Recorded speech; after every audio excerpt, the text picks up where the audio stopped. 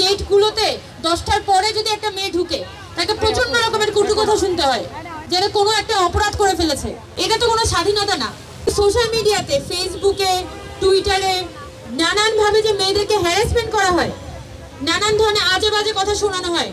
5 আগস্টের পরে আমি বিশ্বাস রাখি যে এখানে একটা মেয়েও নাই যার সাথে ধরনের সোশ্যাল মিডিয়ায় বুলিং হয় নাই। আমাদের সোশ্যাল মিডিয়াগুলোতে নারীদেরকে বুলিং এর শিকার হতে হয়েছে। আমাদের ইউনিভার্সিটিগুলোতে যান, সেখানে কিন্তু দেখা যাচ্ছে মেয়েদের একই অবস্থা, মানে সেই একই ধরনের হ্যারাসমেন্টের মধ্যে দিয়ে তাকে প্রতি মুহূর্তে যেতে হয়। এবং যখনই আমরা কর্তৃপক্ষের কাছে যাই, যখনই সরকারের কাছে যাই, প্রশাসনের কাছে যাই, তখনই একই কথা থাকে যে আমাদের আসলে কিছু করার নেই, বা তুমি একটু সমঝে চলো। তো একই নিয়ম, একই জীবন আবার মেয়েদের উপরে চাপিয়ে দেওয়া হয়েছে। এবং জুলাই মাস আসার পরে হয়তো একটা দিবস ঘোষণা করে শুধুমাত্র মেয়েদের অবদানগুলোকে লক করার চেষ্টা করা হচ্ছে।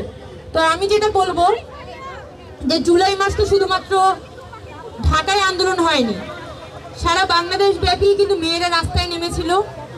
এবং শুধুমাত্র কিছু সীমাবদ্ধ জায়গায় সীমাবদ্ধ না থেকে কিভাবে সারা বাংলাদেশের মেয়েদেরকে আমরা একত্রিত করতে পারি সেই বিষয়ে আমাদের উদ্যোগ প্রয়োজন। আমার সামনে নারী ও শিশু বিষয়ক উপদেষ্টা আছেন, তারই এটা দায়িত্ব যে আমাদের যে 11 জন শহীদ পরিবার আছে, সেই 11 জন নারী শহীদদের স্বীকৃতির জন্য তারা কি কি ধরনের উদ্যোগ গ্রহণ করতে পারে। কারণ আমরা এখনো পর্যন্ত দেখিনি যে তাদের পক্ষ থেকে খুব যুগান্তকারী কোনো উদ্যোগ তারা গ্রহণ করেছে। আর দ্বিতীয়ত, সারা বাংলাদেশে যে নারীরা রাস্তায় নেমে এসেছিল, আমাদের যে গৃহিণীরা, আমাদের আম্মারা, তারা যে রাস্তায় নেমে এসেছিল, তাদের কোনো অবদান কিন্তু এই মুহূর্তে আমরা স্বীকৃতি হতে দেখি না। যে নারীরা এসেছিল তারা আবার আগের মতো ঘরে ফিরে গেছে। তো আমি বিশেষ করে নারী ও শিশু বিষয়ক মন্ত্রণালয়কে অনুরোধ জানাবো যে আপনাদের হাতে যেহেতু সুযোগ আছে, আপনারা এই নারীদেরকে খুঁজে বের করুন। আমরাও আছি, আমরাও সাহায্য করব।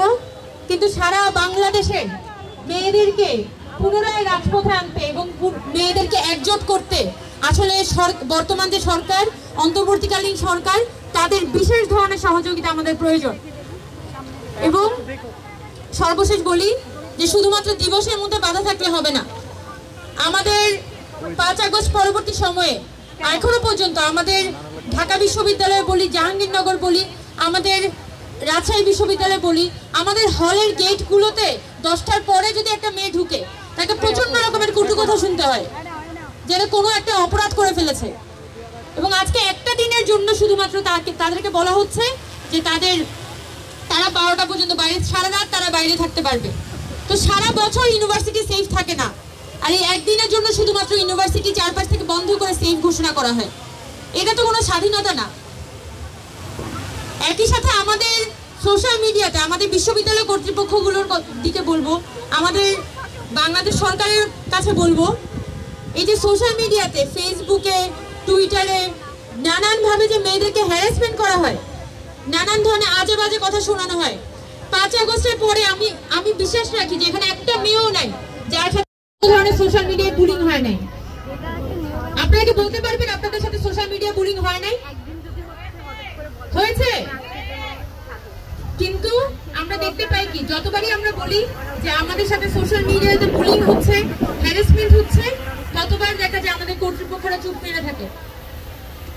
আমাদের বিশ্ববিদ্যালয়গুলোতে যদি কোনো ফিমেল আমাদের ইউনিভার্সিটিতে গিয়ে বলেন, ইউনিভার্সিটি কর্তৃপক্ষের কাছে বলেন যে অমুক গ্রুপে আমার নামে একটা বাজে কথা লেখা হয়েছে, অমুক ছেলে আমার নামে পোস্ট করেছে, আমাদের বিশ্ববিদ্যালয় কর্তৃপক্ষ কোনো দায় নেয় না, শুধু বলে দেয় যে আচ্ছা আমরা দেখব, তুমি লিখিতে দিও যে আমরা দেখব, কিন্তু কোনো ধরনের ব্যবস্থা আমরা গ্রহণ হতে দেখি না। তো সেই একই পরিস্থিতির মধ্যে আমরা পুনরায় এন্টার করছি। তাই আমি বিশেষভাবে বলবো যে আপনারা আজকে এই 14 জুলাইয়ের 1 বছর পূর্তিতে আপনারা প্রতিজ্ঞা করেন যে এই যে মেয়েরা এভাবে করে অনবরত হ্যারাসমেন্টের শিকার হচ্ছে, যেভাবে করে নিপীড়নের শিকার হচ্ছে, এটার আপনারা বিচার করবেন, এটার আপনারা বিহিত করবেন, তাহলেই শুধুমাত্র 14 জুলাই সার্থক হবে। তো কথা বাড়াবো না। আমার পাশে শহীদ নাইমার মা বসে আছেন, আমাদের শহীদ নাফিজা, তার বাবা আছেন, তার বোন আছেন। এই শহীদদের যে স্বপ্ন তারা দেখেছিলেন এই নতুন বাংলাদেশ নিয়ে, সেই বাংলাদেশ আমাদেরই বিনির্মাণ করতে হবে, আমাদেরই লড়াইটা করে যেতে হবে। তাই আপনারা যারা সামনে আছে তাদেরকে বলতে চাই, যদিও অনেক অনেক পথ পাড়ি দিতে হয়, অনেক বেশি নেগেটিভ শক্তি আসলে মোকাবেলা করতে হয়, কিন্তু হাল ছাড়া যাবে না। আমরা সবাই একসাথে থাকবো, মাঠে থাকবো, রাজপথে থাকবো এবং সবসময় দরাজ গলায় আমাদের কথা বলে যাব। এটাই আমাদের জুলাইয়ের শিক্ষা। ধন্যবাদ সবাইকে।